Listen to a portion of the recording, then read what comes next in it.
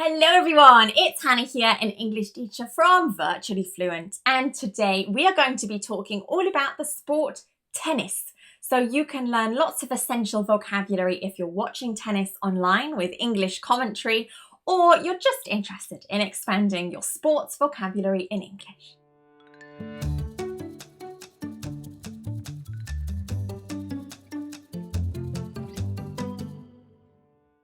So tennis is a ball sport because it requires a ball to be played.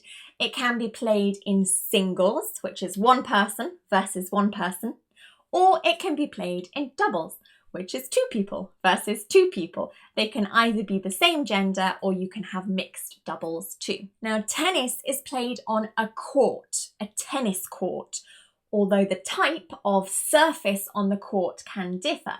You have grass, you have clay, you have a hard court, or even artificial grass.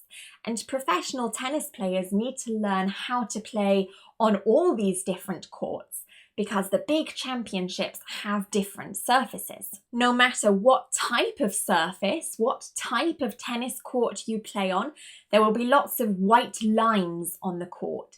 And these tell us whether the ball is in or out of play. Now, the tennis players need to try and stay on the court or rest on the sidelines, but there are also some other people involved. We have the umpire who keeps score. They're normally sitting in a really tall chair with a little microphone. And you also have the line judges who can see the white lines. They focus on the white lines and tell us if the ball is in or out. You'll often hear them shouting out. And of course, most importantly, at a lot of the big tennis championships, you have the audience or the spectators. Now, the equipment that you need for tennis is not that much really. You need the tennis ball, which is that green, bright fluorescent green yellow colour. And you need a tennis racket too. And of course, you'll need to wear some sports clothing or some good trainers so that you can run around properly. So to start a match of tennis, one tennis player must serve. This means they throw the ball up in the air and then hit it with the tennis racket. It must go over the net, which is in the middle of the court in a specific area. They've got white lines that show us where.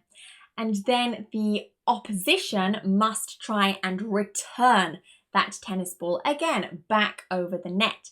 And the players repeat this back and forth, hitting the ball back and forth within the white lines and over the net to try and keep the ball in play and to score some points.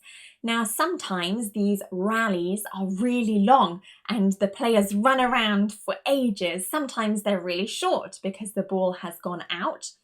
Or maybe the tennis player has served an ace, which is when the ball goes right past the opposition. They can't even return it over the net. So an entire tennis match is split up into sets and games.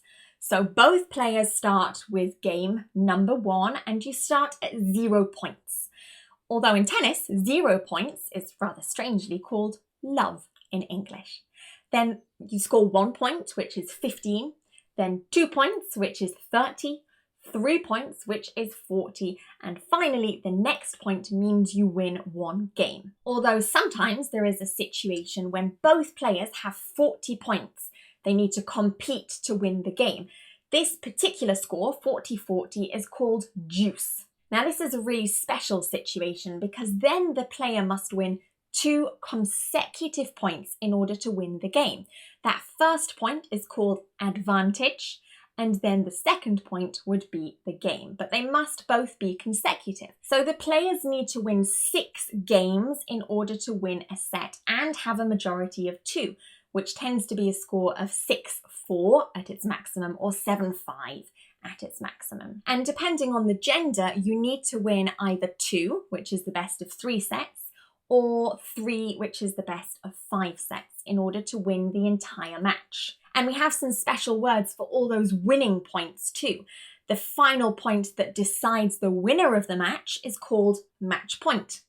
And the final point that decides the winner of a set is called set point. And sometimes there are games where there is a tiebreaker, which means there's only 1 point that needs to be decided for who is going to win either a game, a set, or a match. So in terms of the rules, you need to hit the ball with your tennis racket and it must go over the net, and it can only bounce once. So you often see the tennis players running around quite a lot on the court. You see them run most when the opponent has hit a drop shot, which is when the ball lands just over the edge of the net. You have to run all the way up to the net to try and hit it.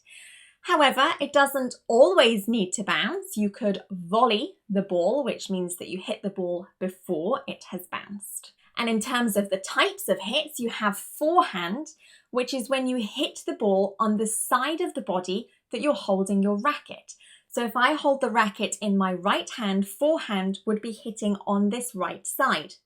And you have backhand, which is when you hit on the opposite side to the body. Again, if I hold the tennis racket in my right hand, it means hitting across the body, so from the left side of my body. Sometimes the ball goes out of play. It's simply gone outside the white lines. Sometimes the server has a fault, which is when the ball goes out, or also let, when the ball hits the net in the center. One of the most exciting parts of the tennis match is the hawkeye, which is a special computer mechanism that can predict the trajectory of a ball. You often see these in the big championships.